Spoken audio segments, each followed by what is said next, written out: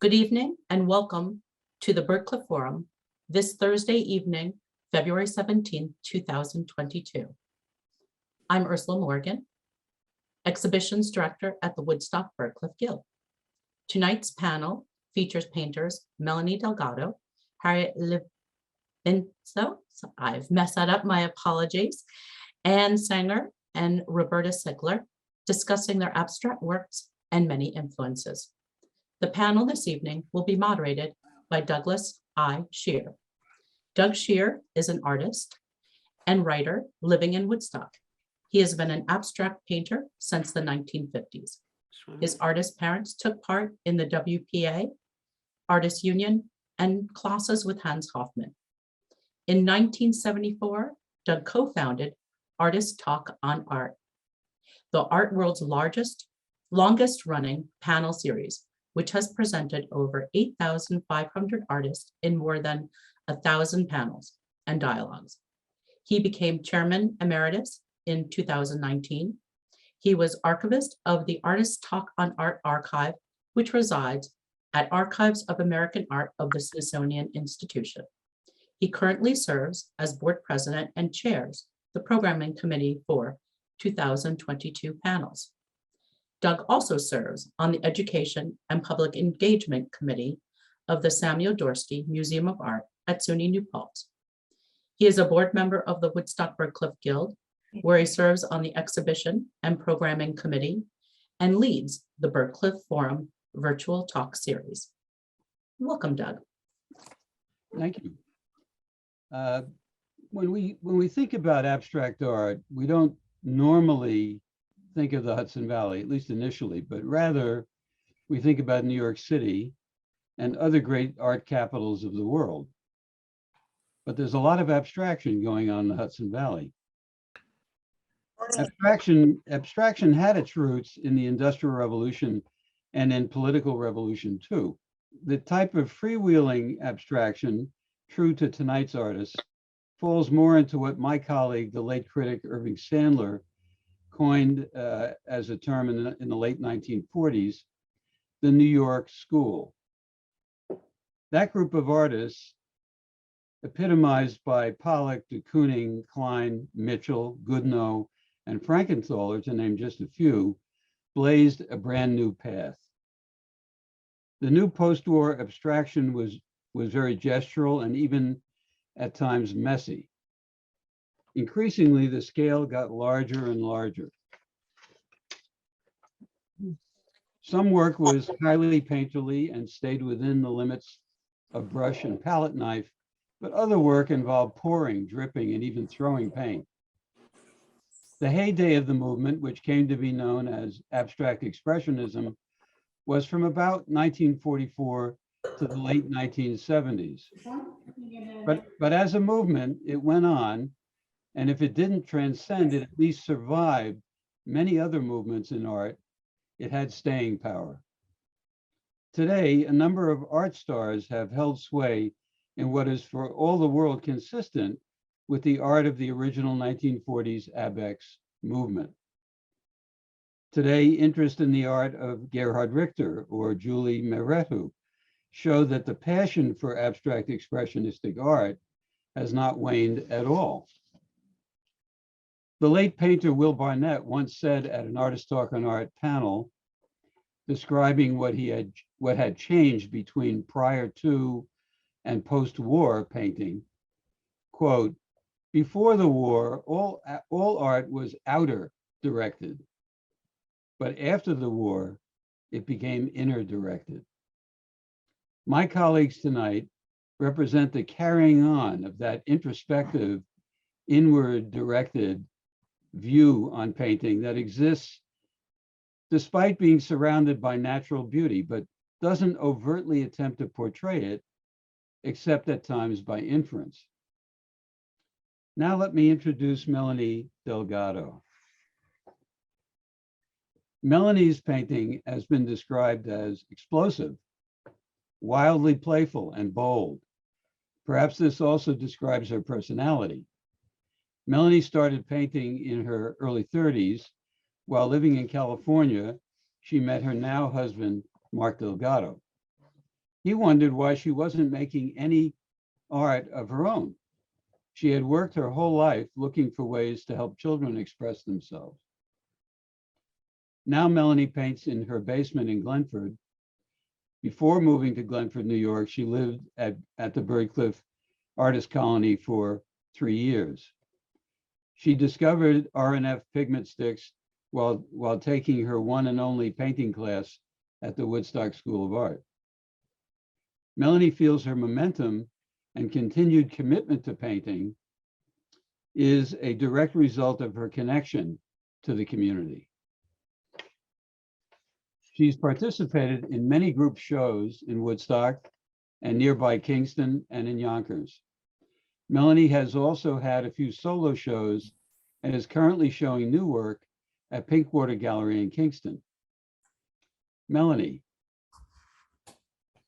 Hello, Doug. Thanks for having me. So hi everyone. I just want to say a quick thank you to Byrdcliffe for having me tonight, and to all the panelists, the other artists, Doug for asking me, and for everyone who's here. Looks like there's a nice big group of art lovers. So this first painting here was painted while living at the Byrdcliffe Artist Colony. It's a rather large painting, 48 by 60.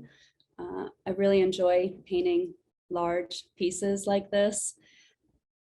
This one was painted in my kitchen. We lived in a 500 square foot cabin up on the mountain, and that was the biggest room in the house, so that's where I painted. This piece ended up in a restaurant. It's no longer there, but there was a restaurant that showed this piece for a couple years. Nights Get Cold is the title of that one. This next piece here is a more recent painting, 36 by 36, and I painted this at the beginning of the pandemic.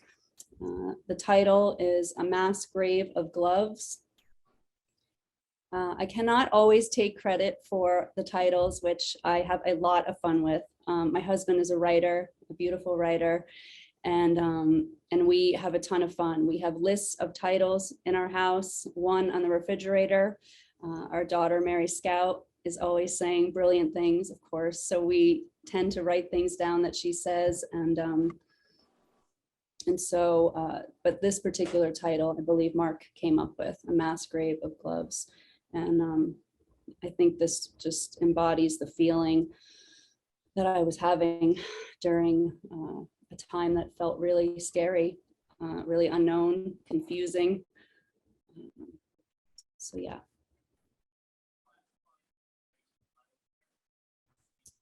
This piece is smaller. This is more recent. This was finished at the end of 2021. And this piece showed for a few months at the Pinkwater Gallery that is owned by Ann Sanger, who's here tonight. And this piece, I tried to do something different. I started the painting in a different way. Instead of starting with mark making and I guess chaos, I started with a solid background. Later on in the slides, you'll see a piece called Adelaide Understood the Mission.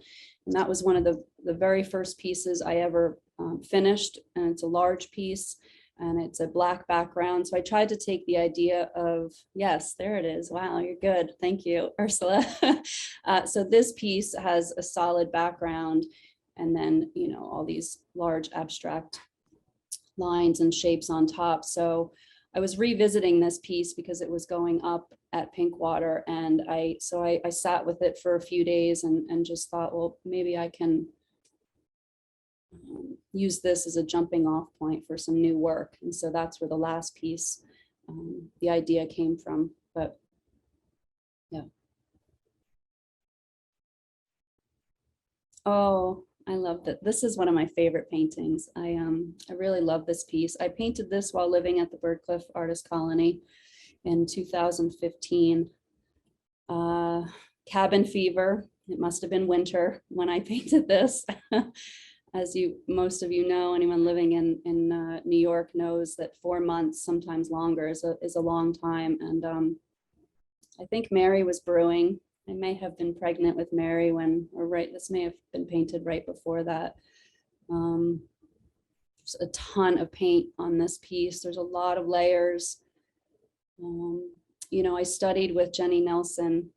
I think all of the panelists here tonight have taken a class with her. And she used to talk about finding or creating maybe quiet space. And of course, I didn't understand what that meant. And so this, you know, I'm looking at it on the left side here, I tried to create some quiet space, but still some interest underneath. So if you look closely, there's still so much underneath, but yeah, I don't know. This is just really, I learned a lot from this piece, and I go back, this is one of the pieces I go back to most often when I'm starting new work. I'm trying to remember what I know about painting. Sent to memory, this painting I did for a family member. I have some cousins. I have a lot of cousins. A lot of them are in New Jersey, and this family lives near the beach. They spend a lot of time near the water. And when she asked, my cousin Andrea asked me to create this painting, she knew she wanted blue and greens, and so I did my best to get that in there. And but of course, you know, there's some rusty orange in there, which almost every one of my paintings I think has orange in it. I have a love affair, a serious love affair with orange. So this is really beautiful. They've moved it a couple times in the house, and it's a favorite too. I really like this piece.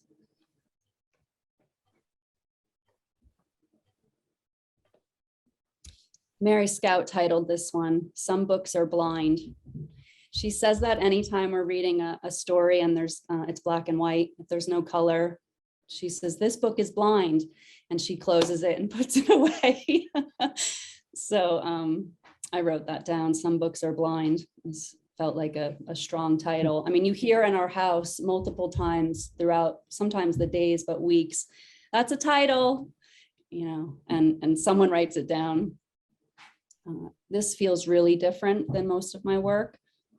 It's a piece that I was battling, just kind of kept turning to mud. And, you know, if in person, you can really see the scratching, and there's a ton of leftover RNF oil sticks on here. You know, there's kind of that outside layer of paint on the oil stick that sometimes you peel away intentionally, but I love it because it adds texture. This was also painted during the pandemic. I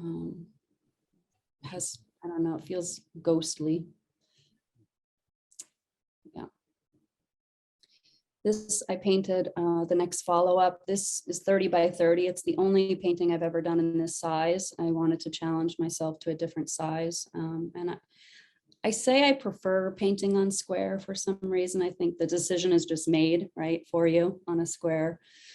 But this is definitely related to a couple pieces back.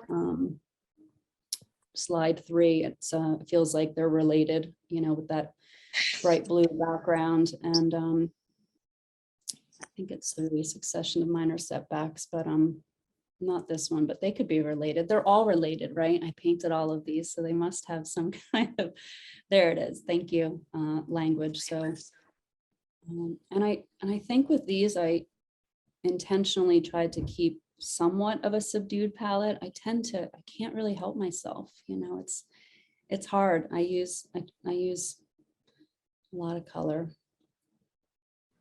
Thank you. The Overrated Endurance of Love. That's a Mark title. And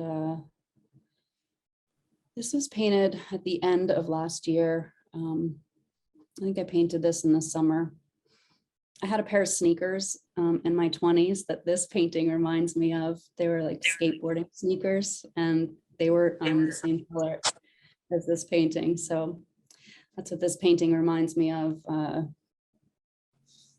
I don't know, a lighter time. That's okay, thank you. We can go to the next one. This is Under Brief Hypnosis.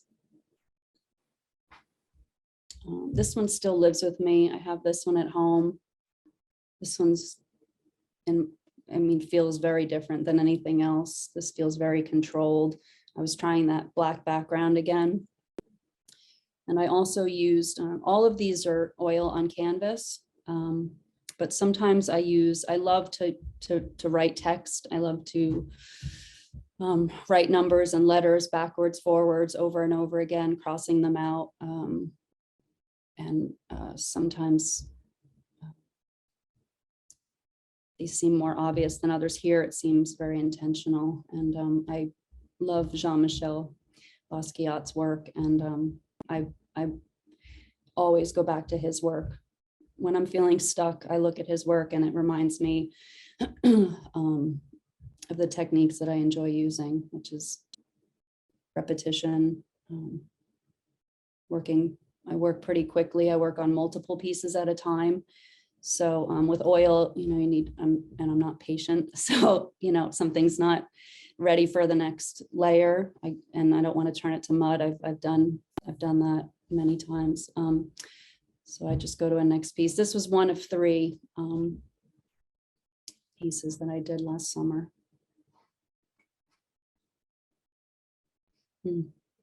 Yellow, yellow, you are yellow. It's a Mary Scout title, and this feels really strong to me. There's a lot of technique, kind of, a lot of layers, and trying to find balance, light and dark. This piece was up for the Woodstock School of Art Instructor Show at the Lockwood Gallery that Alan Goulman and Michael Lockwood own, and a beautiful space. They have an opening, I think, next weekend, a collage show, but this is no longer with me. That went up there and went home with someone. It's out there in the universe.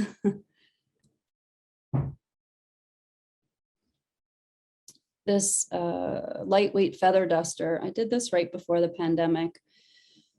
And this is pretty big. It says, I missed that. This is actually a 48 by 48. And I was looking at Basquiat's work when I did this. Sometimes I'll do that just to get started. And this piece was also done during, I don't even want to say his name, but the former president's time. And there was a lot going on.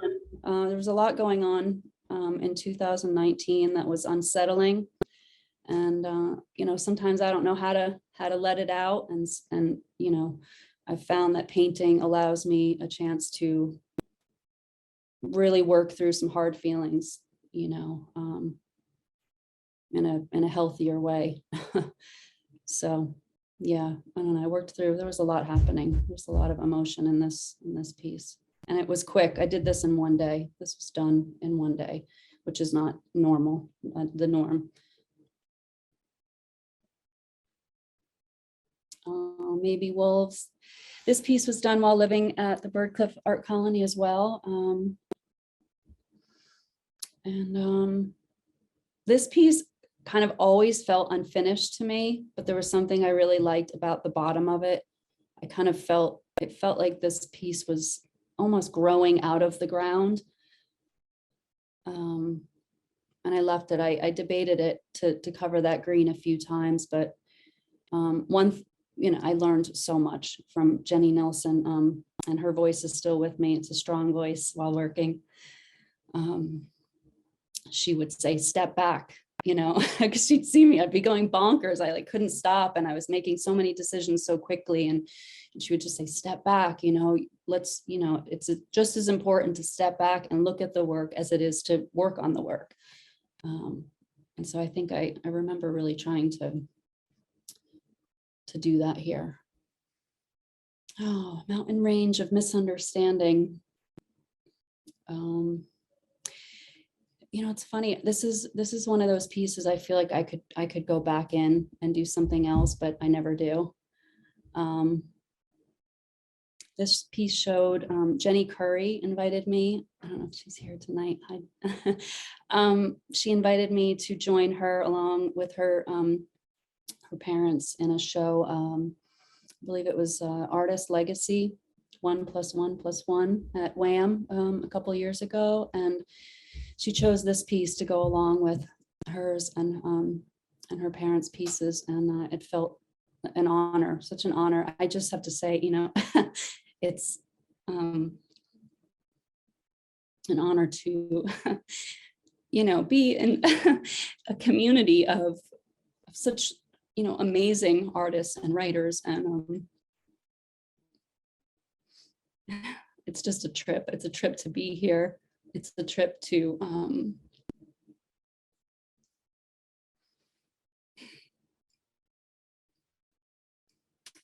thank you. Just like, next slide. Maybe she'll stop crying. This is new. This is a new piece. This piece is now, if you want to see this piece in person, head on over to North Front Street, Pinkwater Gallery. It's hanging up, and it's juicy. There's a lot of good stuff happening in this piece. It's got a sister piece or a brother piece or a friend piece as well. There's two this size that I feel are really strong together.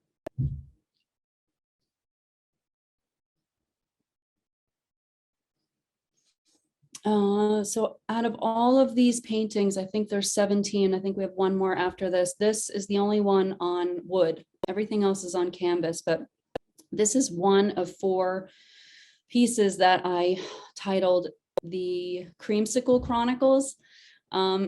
I listened to the Heavy Light show throughout the week. My dear friend Ida Hakala is a DJ at Radio Kingston, and she plays the best music. I mean, music that I would never find on my own, you know, upbeat.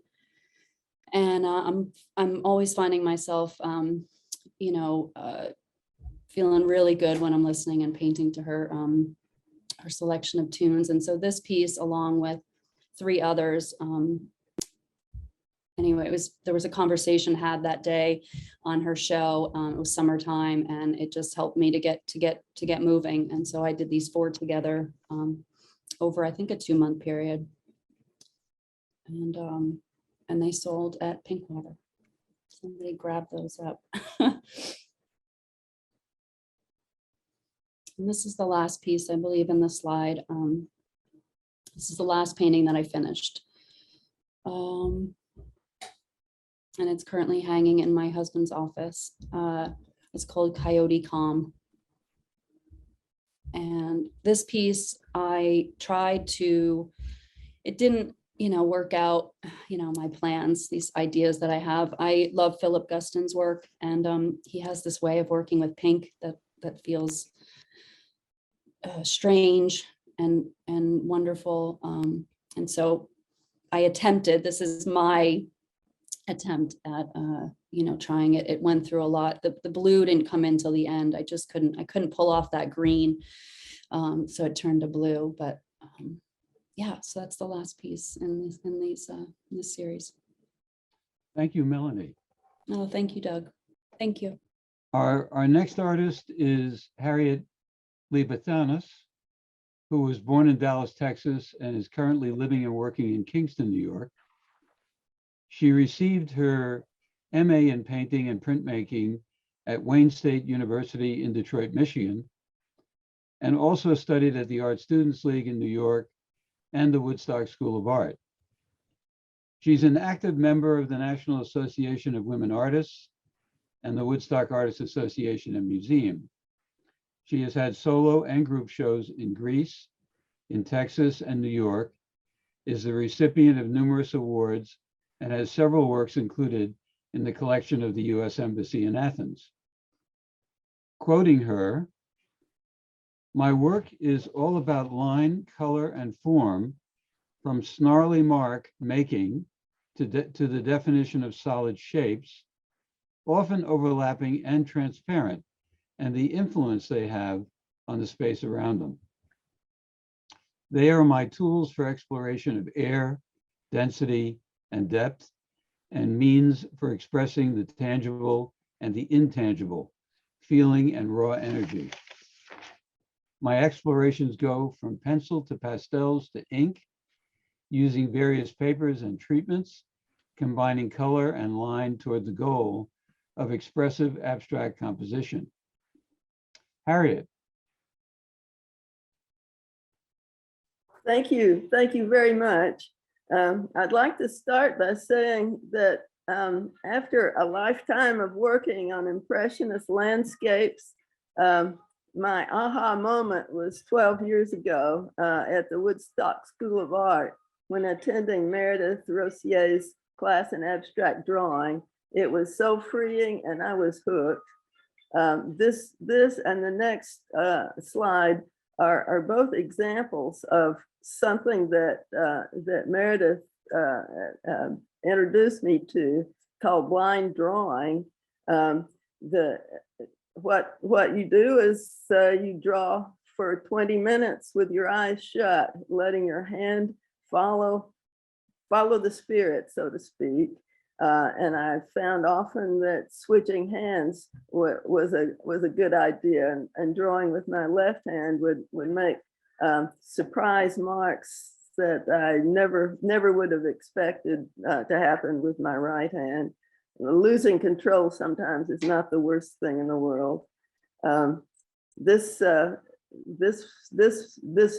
one is called Airborne. And as I was working on it, I was kind of thinking about trees in the wind, losing their twigs and snow, if snow had fallen, and somehow wind is a big part of a lot of my work. I really enjoy showing how it might feel to fly, so to speak.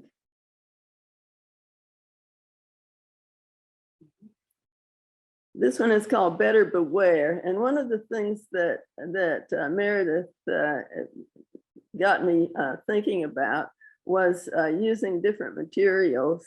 And with this one, I use graphite, glitter, liquid silver, liquid copper, and liquid stainless steel on canvas. And along with that, different shapes that were uncomfortable shapes, and maybe even a little bit frightening shapes that sort of fit the mood of the times. And this one is called Better Beware.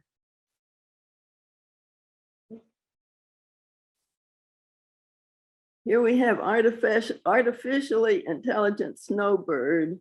It's graphite and pastels on paper. And I concentrated on drawing slightly menacing mechanical looking shapes beginning to come apart.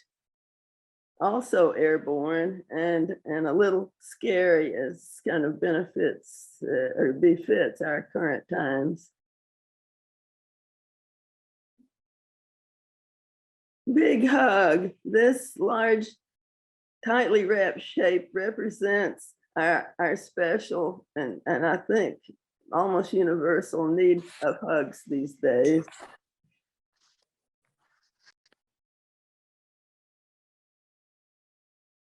Bottom feeder is graphite, ink and pastels on paper. I forgot to put ink in my description. But you can see it, especially in the upper right-hand part. It's another large shape, but with ulterior motives. This also started with a blind drawing. Deep blues.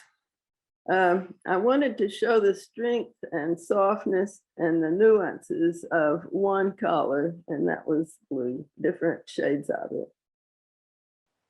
This is part of the Sky is Falling series, a dozen large 25 by 40 inch ink on Mylar, a drawing film, which was showed in an installation at the Carter Burton Gallery in New York.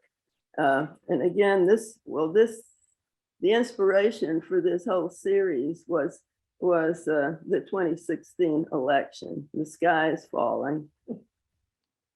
And this is another example of that series.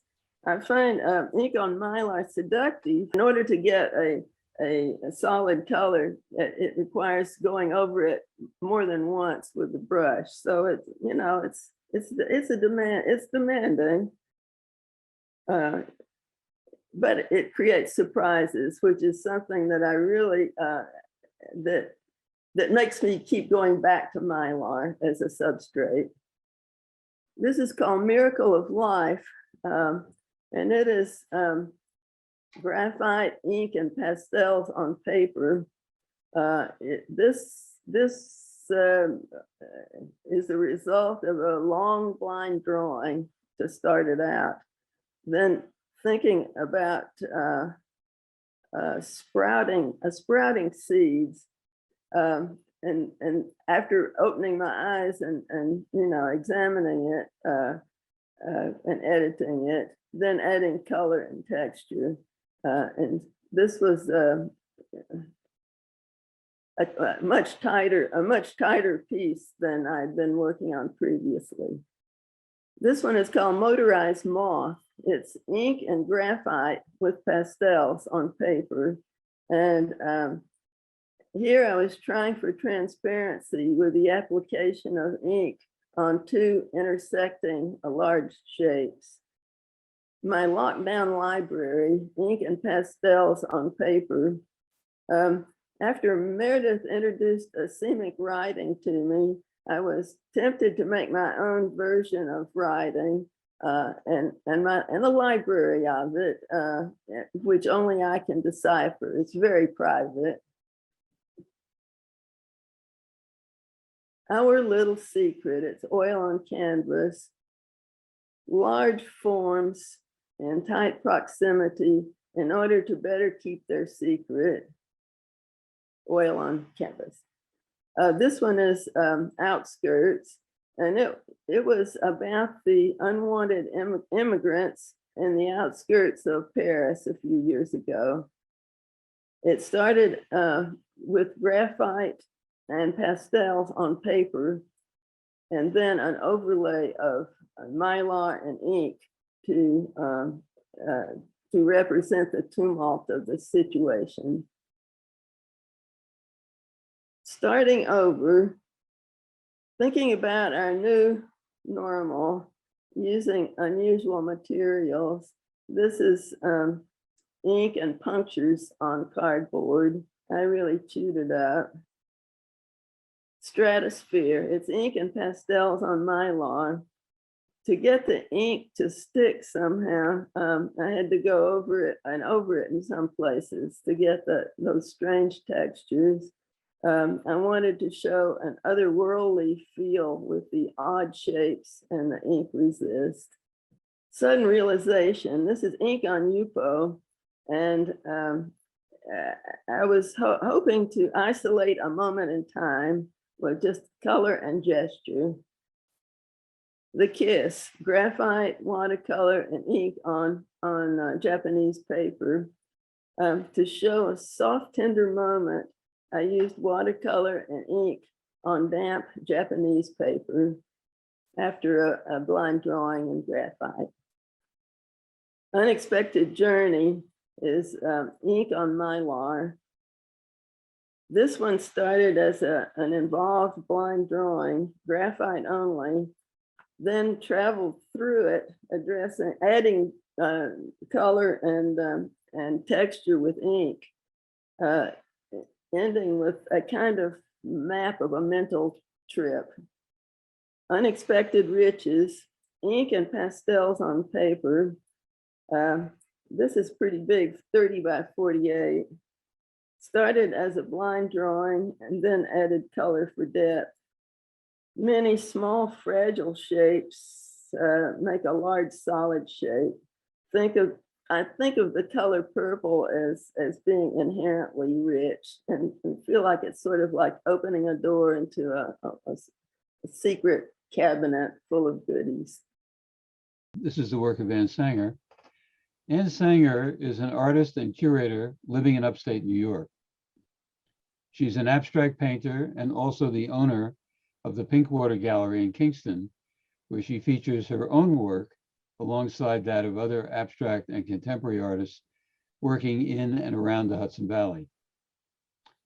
Her work incorporates striking color combinations and strong line as influenced by her background in fashion as a designer and illustrator.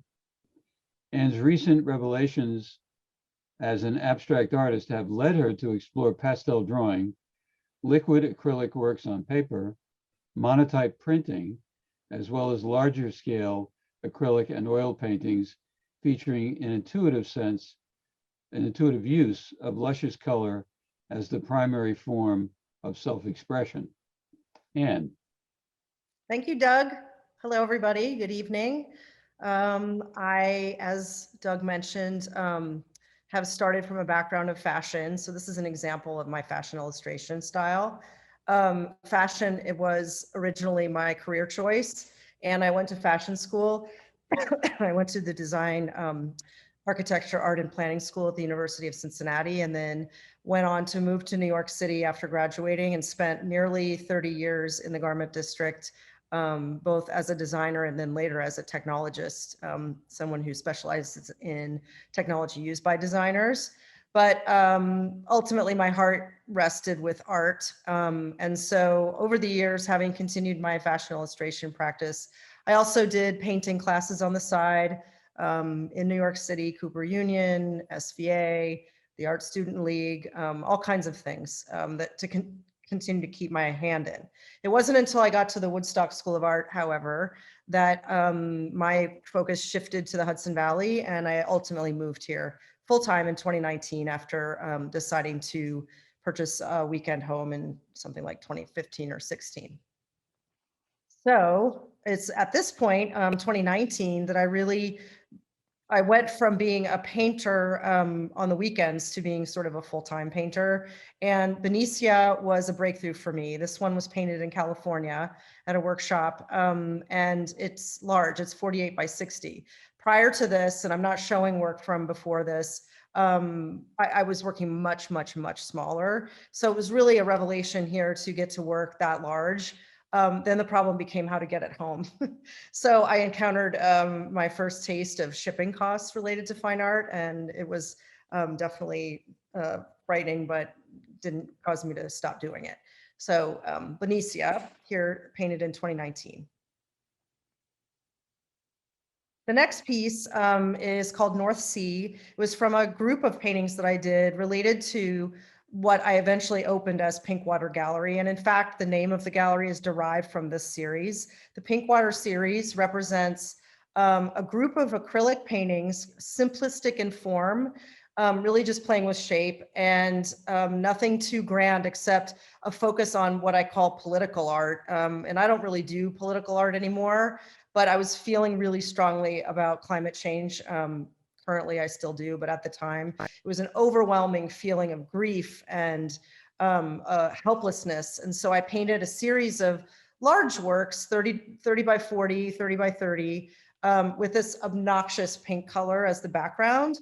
And it's beautiful in its own way, but it's very artificial, and it's meant to be. It's meant to really symbolize the damage we've done. And the irrevocability of it. We're past the point of no return, most likely.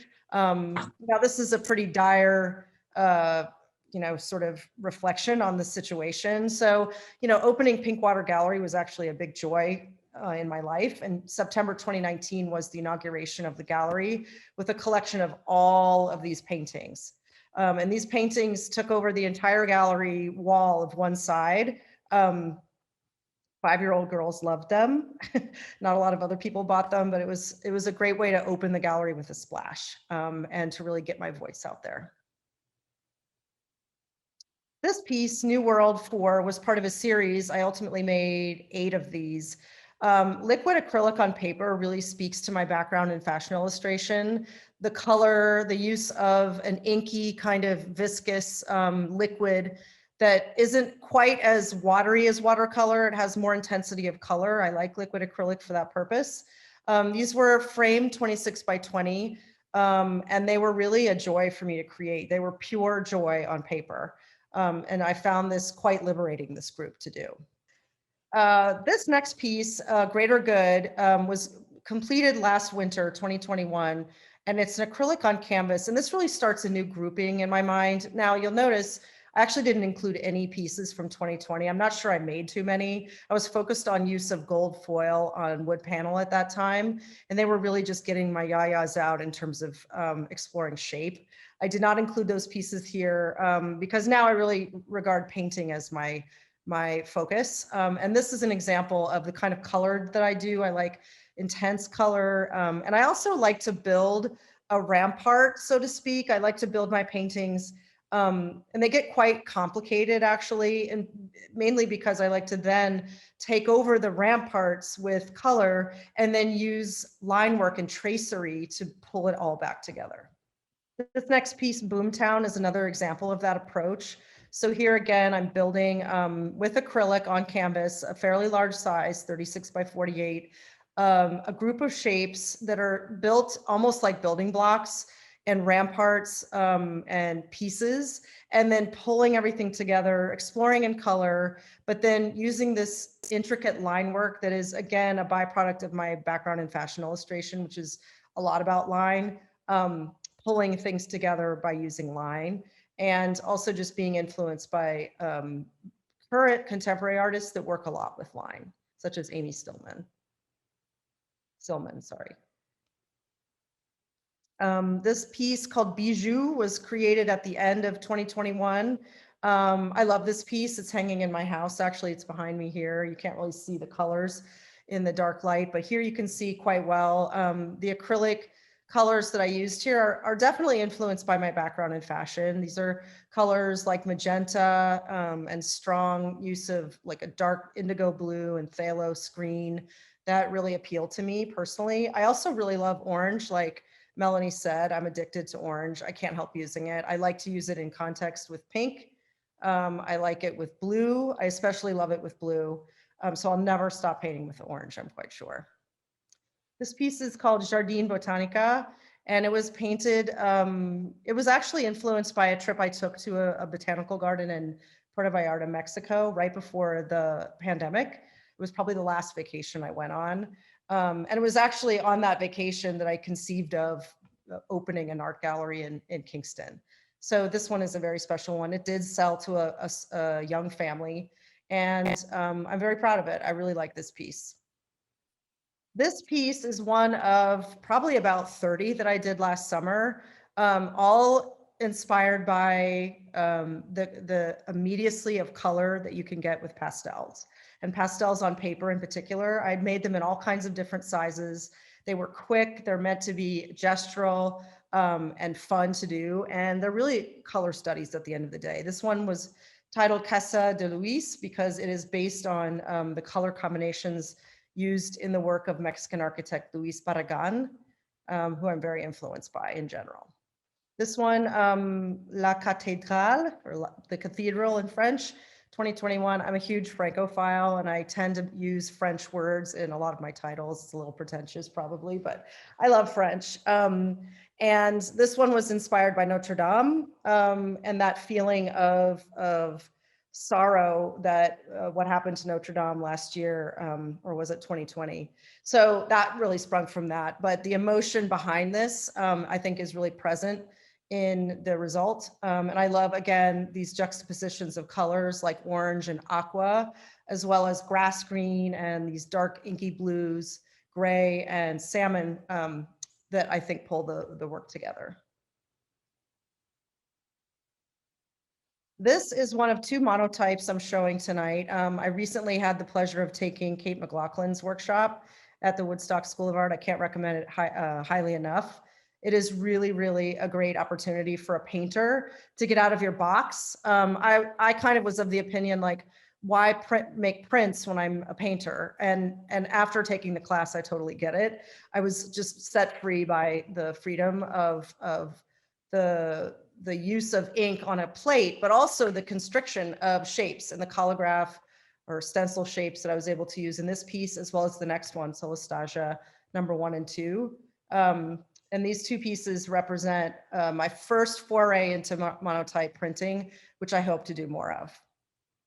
This piece, it is not related necessarily to the previous two, but I hang them together in the gallery, which this one was inspired by a Karen Dalton song called It Hurts Me Too, which ended up being the title, meaning that I was painting while listening to that song on repeat. I really love Karen Dalton, who spent some time in Woodstock actually in, I think, the 70s.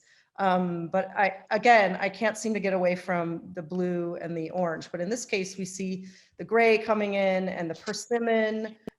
So color for me is just a really big trigger. I really love color, and I spend a lot of time building my palettes. And this is the last one that I just completed literally a week ago. This one is called Wild Woman. She was crazy to pin down. She is 3 by 3 feet. And this really, really represents the painting that I like to do.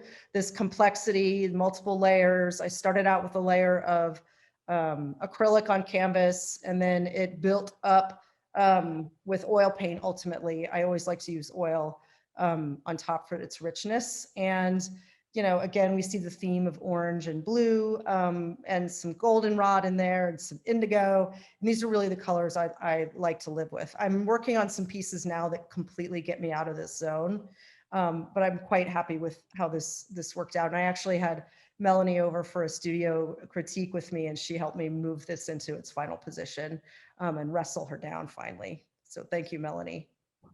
Okay, Anne, thank you very much. Thank you. Roberta Sickler is an abstract painter living and working in the Hudson Valley. She's painted since childhood using any materials at hand, and has exclusively followed her natural intuition to paint, returning to her earliest influences, giving voice to a subconscious impulse, simplifying and pulling out emerging composition.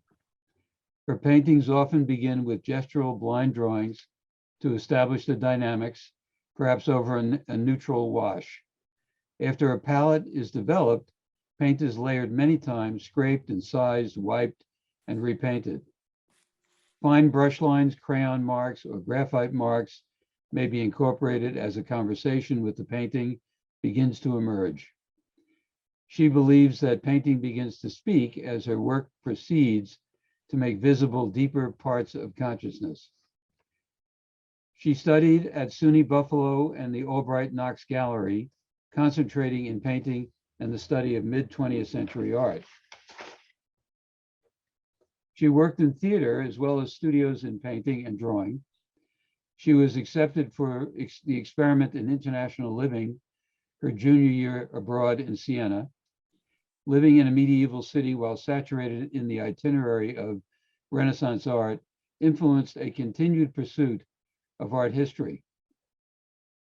Following college and travel, she settled in New York City, where she made drawings for book publications, wrote illustrated columns for local magazines, and published 2 illustrated lifestyle books under her own name, Ritual of the Hearth and Mountain Harvest.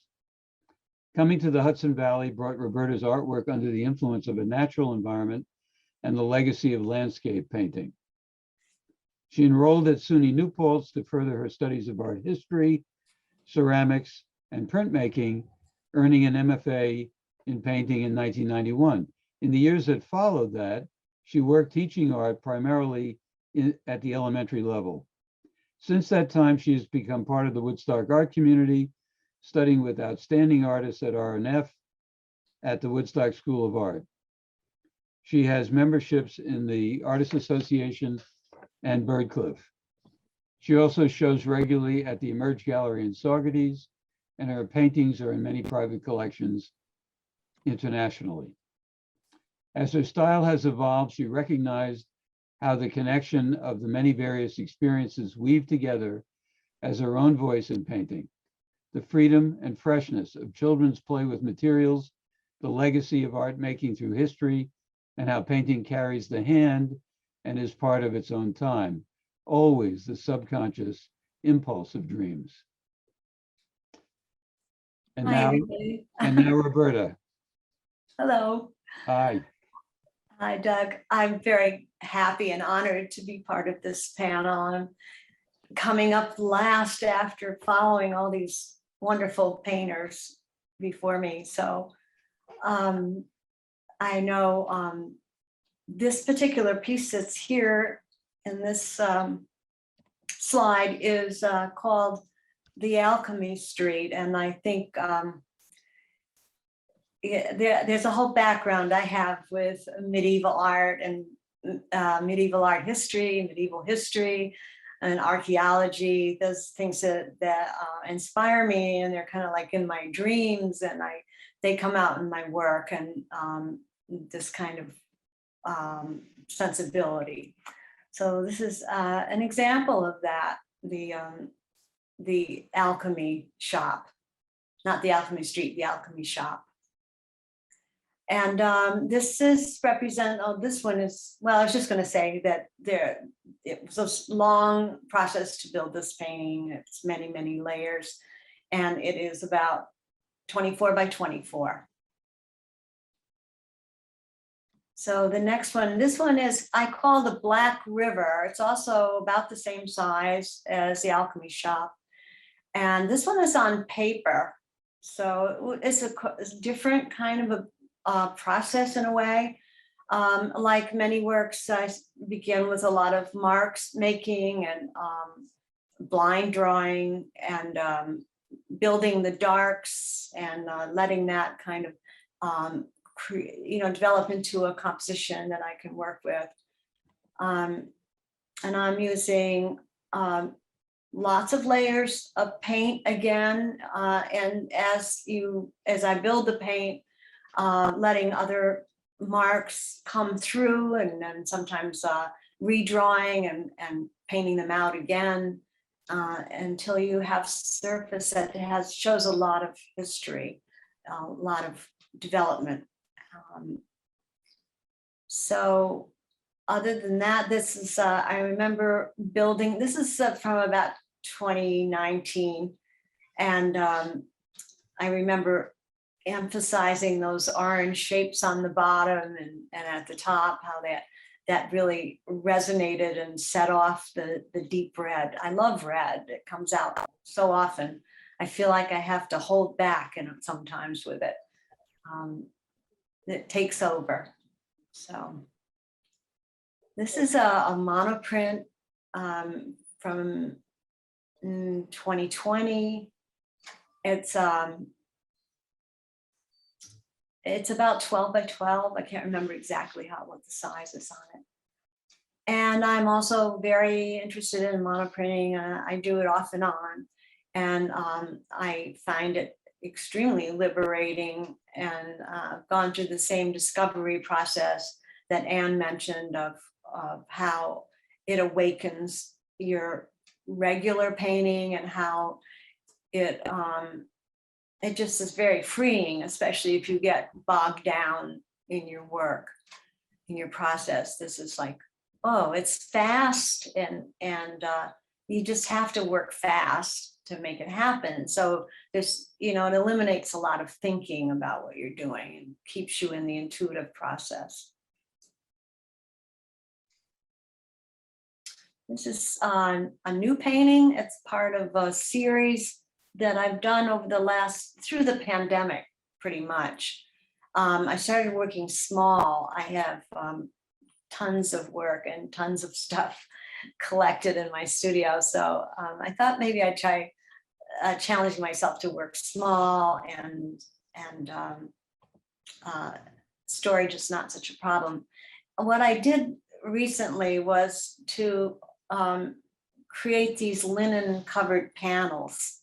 And I've done a series of those, and they're about 12 by 16 or 12 by 12. I think this is a 12 by 12. And it's called Connection.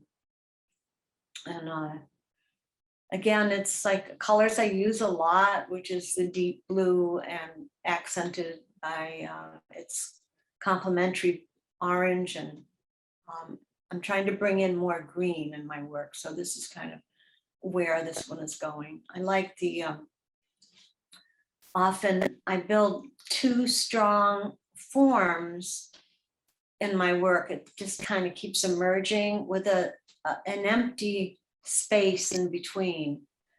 And I like to reach across that space in one way or another. And this happened to be working with paint stick lines to get that. I'd say that generally what I'm working on is, I had a long time where I painted landscapes, and I wanted to try to break away from that and think of space coming from an intuitive place instead of what I see in nature, but I'm still using the colors of the seasons, and that influences me a lot, the temperature and the light of the season. And I'm always looking for spaces that are unexpected, just cosmic spaces or dream spaces. So I'm trying to avoid something that can be closely attached to landscape. And so that's something I wanted to mention about that. This one is, I call Eating Glass on the Beach. And I can see it, it has a pink glow, which is kind of emerging in the slide right now. That's hard to see. This one it was really funny doing this one in Jenny's class, which Melanie mentioned, we painted together in Jenny's class, and how everyone was seeing a dog in this picture. We make jokes like that sometimes about how we find things in each other's works, and that's always funny. So anyway, it became Eating Glass on the Beach. There were lots of lines and things that I kept incorporating and strengthening. And I think that the red shape at the bottom kind of sets everything off. So that's that one. This one is an example. This is a smaller piece, about 12 by 14 or something like that. And it's an older piece, probably from 2018 and 2019. It's it has collage elements in it, and it's on paper. It has it's an example of where I like to try to really strengthen the drawing and have the shapes really speak to each other and work. So this is, I've done a few of these where the line becomes really important and more important. Trying to, let the line itself build shapes and kind of anchor everything else that's going on. So it's I consider this kind of a mixed media, which is an example. I do these kind of things right along with everything else periodically.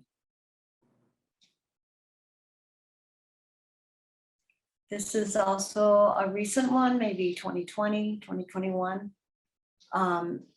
It's also painting on paper.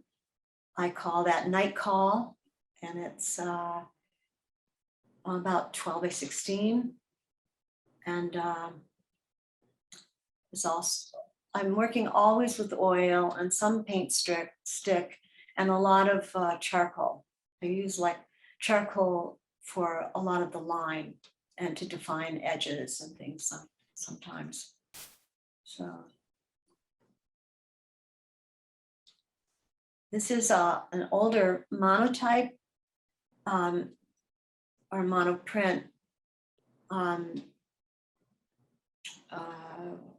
which is, I stuck to the landscape. It it just wants to be that. Sometimes you can't fight it completely. So I call this one Northern Dawn. I'm interested in the light of the north, and from my travels north, I'm very influenced by the way the light is there. So especially near the water. This one is from 2021. This one I call Pollinator, and it's about 24 by 28. It took a long time to do this one. I remember just at some point, it just like some of them, how they just become themselves, and you realize there it is, and you don't, it's like, that's what I call speaking to me. It's speaking to me then. It's like ready to be what it wants to be. I felt that strongly about this piece. My influences are largely from nature, and the colors of the season creep in unconsciously even. And so saving birds and bees and things are very critical to me, and a very important thing to be thinking about in my work. This one I call the Emperor's Clothes. And, besides nature, of course, I'm very heavily influenced by events, political stuff. And I guess I'm trying to create an escape from some of the bad things that I feel are happening. And it's kind of a comment on the falseness of some of our leaders, but a cheerier way to look at it, maybe. So this is the one I'm very fond of. It's 24 by 24 or 24 by 26, which is really pretty much common size that I use. This one's hanging behind me. This is called The Watchman, and another painting that took a long time, lots of layers, building, lots of drawing, lots of destruction and rebuilding. And then there it was again, like so many of them, it just suddenly happens. And I've really learned that I need to just be patient when I'm working with things, and just keep doing it, because it's a lot of trust in that the painting will become what it wants to be. You just keep working on it. So that's what I feel about this one. This one is called Will You Have a Cup of Tea? And will you have a cup of tea? I did a series of ghost brides. That's the kind of theme of my work. So this one is one of those. And what does that come from? I don't know, mixture of things. The idea of, I did a Halloween costume one year. It was for a contest. And it was a ghost bride. And it always stuck with me, and the idea of being single and being in the world and having to make your own way and make it work, and the dreams that you have that follow you through your world and through your life. So this one is an example of that, the Ghost Bride. And this one is called The Swing. And the one thing I love to do is swing. And I had a swing put into my yard, and I just love it. And I had to do a painting about the movement and this is a small painting on paper.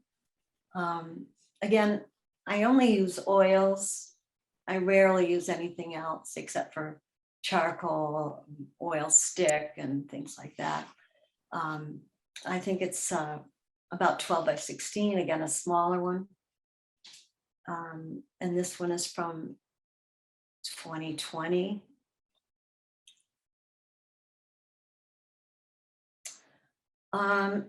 This one is, I haven't shown any in the series of pieces that are in other people's hands at this point. This one happens to be, it's still on my my website. I call it Cloister. And again, it's it's off the theme of a lot of loneliness and isolation in the time of the pandemic. And I think primarily that was really part of this, that built this. And this is part of the 12 by 12 series, oil on linen on panel. This one is quite a bit older. This is an early piece from 2014. I call this Misty Sunrise. And that is really part of a series also of the light over the field where I live and the garden. And I particularly enjoy the very early morning. So I would say that's what this is about. It's oil on canvas, stretched canvas, and it's about 16 by 12. And I think it may have some oil stick in it and some charcoal, like I use a lot. This one is from pre-pandemic. It's also like The Emperor's Clothes. It's another kind of commentary on, life in the weird times that we are in. I call it open book. And thinking about transparency and understanding what's going on in the world and what really is going on in the world. And again, some of my favorite colors are in this. It's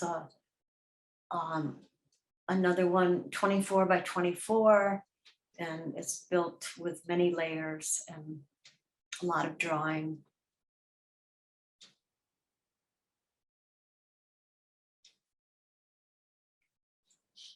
This is a recent one, another 12 by 12 linen on panel. And I call this Winter Vestments.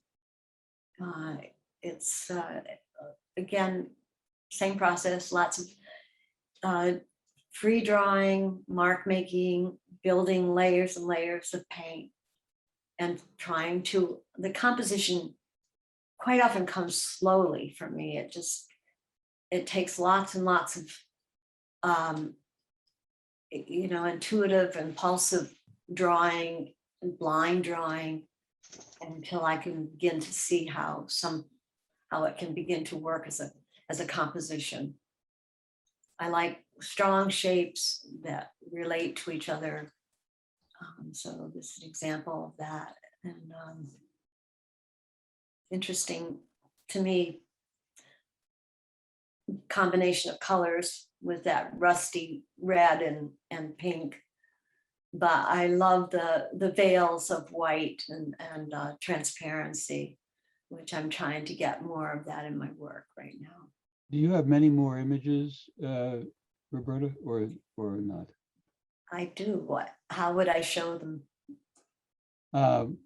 Well, what I'm saying is, if you don't mind, I'd like to move on to. Oh, I don't know about this group, how many more there are. I didn't think about that, no. Right. So let's maybe stop yours because you've shown a lot of images. They're lovely. Yeah, that's And most of them. And I would like to direct some questions to all of you. I'm interested in the kind of tools that people like to use. There's been a lot of conversation tonight about surfaces and let's say paints and materials. For example, I happen to like using really big, huge sized spackling knives. And I mix a lot of my color on the knives and then on the surface rather than on a palette. Gerhard Richter uses huge squeegees. You know, he drags gigantic squeegees across usually very large canvases, not always that large. I've seen artists that literally run who are doing abstract work, who run a bulldozer over a canvas that is stretched on the floor. And I've known painters that used brooms and mops and industrial sponges, all sorts of things. So I'm curious from any of you, perhaps let's go to Anne. What kind of tools do you use in your painting?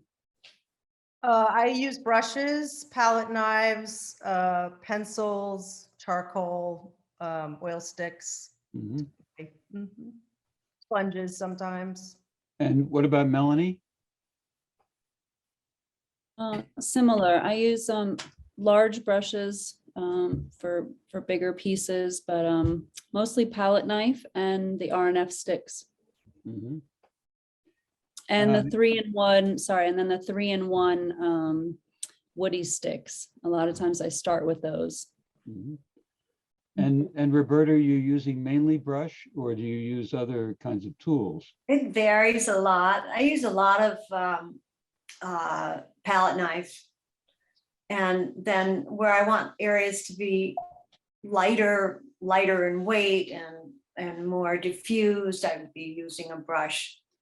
But it depends on the painting. I also use the woody drawing pencil. I love that. I Mhm. didn't mention that before. And charcoal. Mhm. And Harriet, what sort of tools are you usually using? Yeah, lots of pastels and pastel pencils. And I use ink tints a lot. I don't know if you know about that. You dip its colors on a pencil, basically, that you dip in water. And so it turns into watercolor, but then as it dries, it goes back into a pencil line. It's an interesting tool, and I like them very much in different colors. Mhm. So one thing that I'm curious about, I mean, I find that in my own work, I definitely see progression going on. I mean, I have a theory about this that some artists are very, very consistent and they stay stylistically in one style for decades, sometimes their entire career. And other artists are much more experimental. I mean, a case in point might be Frank Stella, who went from these very fine line drawing, very, very, very precise minimalist artwork to this much more crazy kind of abstract expressionist sculpture that he does today. When you think about your stylistic career, any of you, we could start anywhere, do you see yourself going through a series of explorations and you're continually changing, or are you actually more dedicated to trying to hone into one particular style and be consistent? Let's go to Melanie. What would you say you're doing in that regard? Gosh, well, I feel like maybe I'm doing both. You know, I've been painting seriously for just about 7-8 years. I mean, about 10 years. And I started with spray paint. I was photographing a group of muralists in San Diego. And one day, one of the painters threw me a spray can and I started to paint with them. And I think that's one of the reasons I love to paint so big on canvas. I love the movement. I like standing.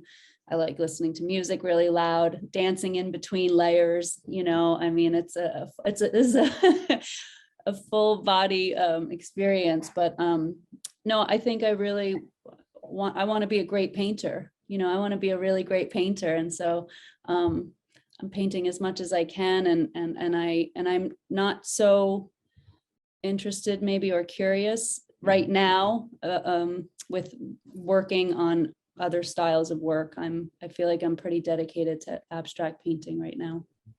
Well, spray paint and spray cans made Basquiat famous. So that's how he got himself started. Yeah, Samo. He So got his name. and you are relatively new as a painter, relatively. Do you feel yourself moved to? I see you experimenting with a lot of different materials. Do you see yourself attempting to generate a style, or are you more comfortable in just a lot more experimentation at this stage? I would say my experimentation is more with materials and switching back and forth between oil paint, acrylic, liquid acrylics, pastels. I mentioned gold foil. And within those genres, I tend to develop a style and stick with it, or at least create a series of work based on an interest or an influence. Mhm. And so, but I do feel like one can influence the other. Like I get a lot of influence in terms of the line work and the colors from the work I did last summer in pastel to what's translating into paintings at this point. Uh-huh. And Harriet, I see your work being quite consistent stylistically, albeit that maybe setting aside the drawings, which are clearly quite experimental. In fact, I took some classes with Meredith, so I'm very familiar with the approach. Loved her class.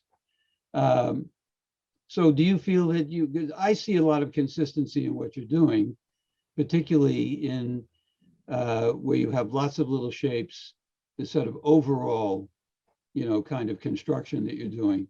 What do you think is going on there? Yeah, I feel I almost always start with mark making, and that sort of leads it on. But the main thing is whatever it is it marks, or is it forms, or is it color, or is it a combination that expresses the feeling that I'm trying to put forth? So it kind of depends. It can often be a combination, but you're right. The drawing, the lines are really what get me started. Mm-hmm. I didn't hear, this is really addressed to all of you.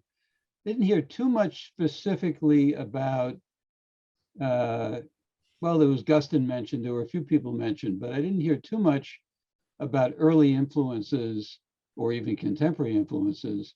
I mean, for me, as a child, my parents were Hoffman students. They used to take me to the Hoffman classes on A Street when they couldn't get a babysitter.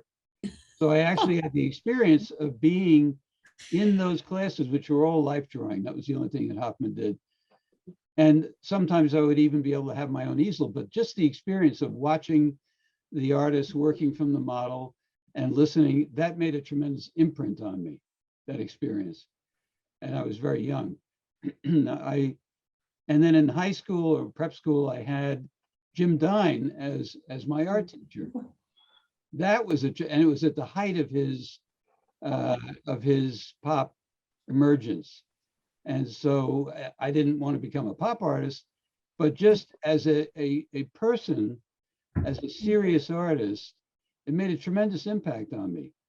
And so I wonder whether each of you could, it'd be a nice way to end tonight, if each of you could talk to us about who early on or contemporaneously really made that kind of impression on you. So let's start with Anne, who had the fashion background. Was it a fashion person?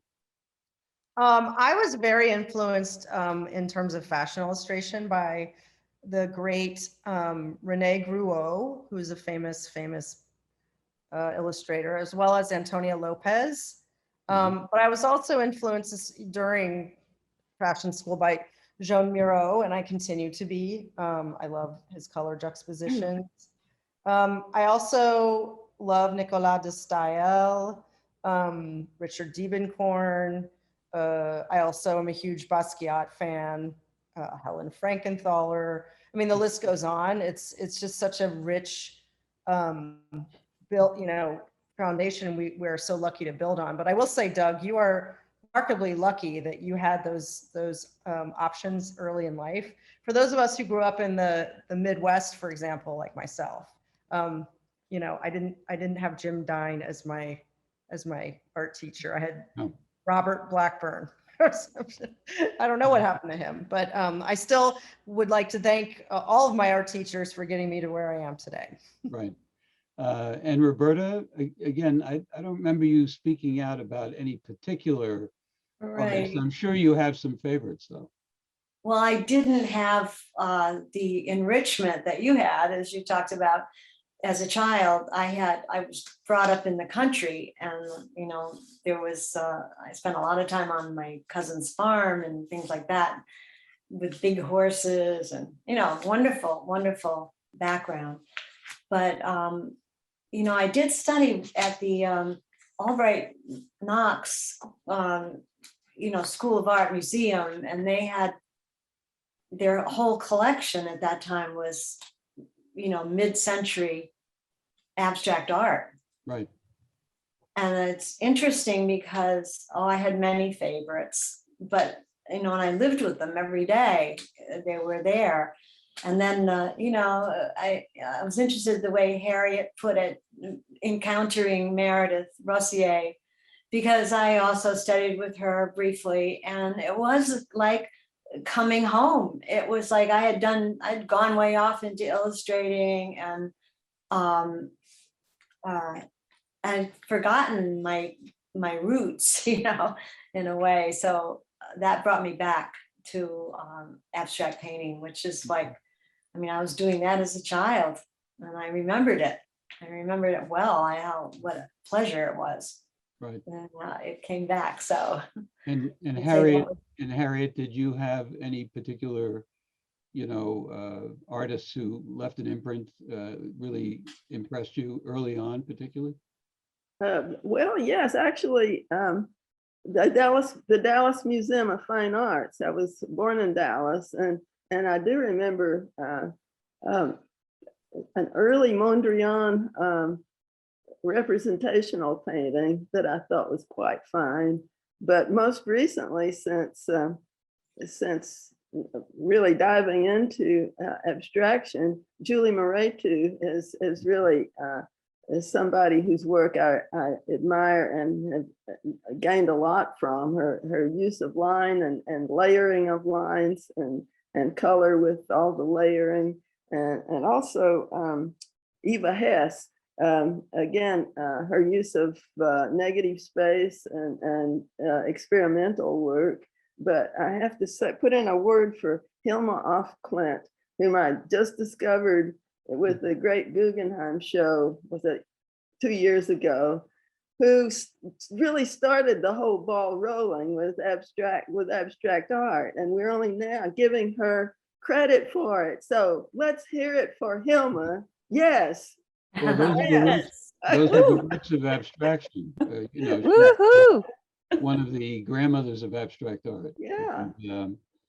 And, so I just want to say that I have been watching the chat in case people are leaving messages there and they think I have ignored them. But most of the things in the chat have been about color of different artists.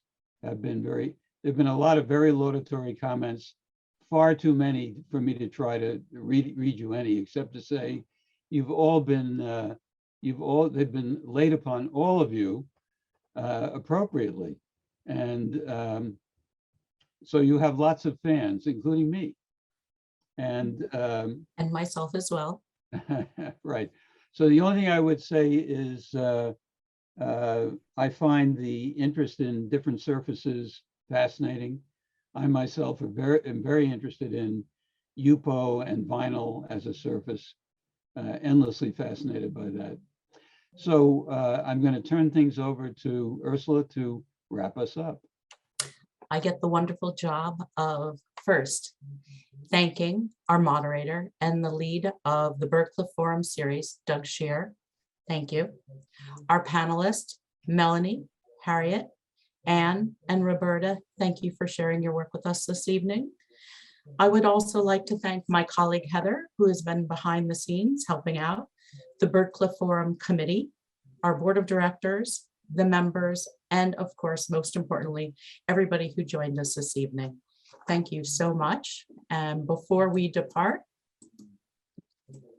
I want to just ask you to save the date and join us Thursday, March 24th, 6 o'clock here on Zoom, where we will be inviting our member artists that are participating in an upcoming member show. This year's theme, Another Circle. So with that, I thank you all for joining us and look forward to seeing you again. Thank you.